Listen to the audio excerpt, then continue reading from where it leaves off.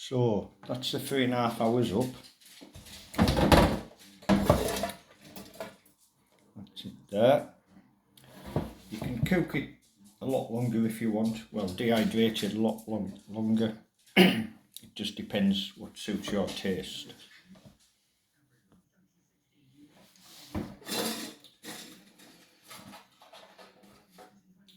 does cook more on that shelf higher up than it does in the bottom, but that's alright for me. That's cooked enough for me. You can always give it longer, just however you want it.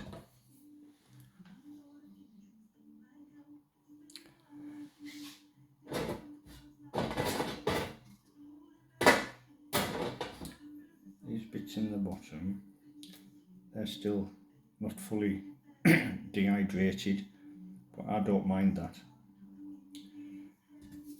And I'm not going to keep it for months. Be lucky if it lasts a week.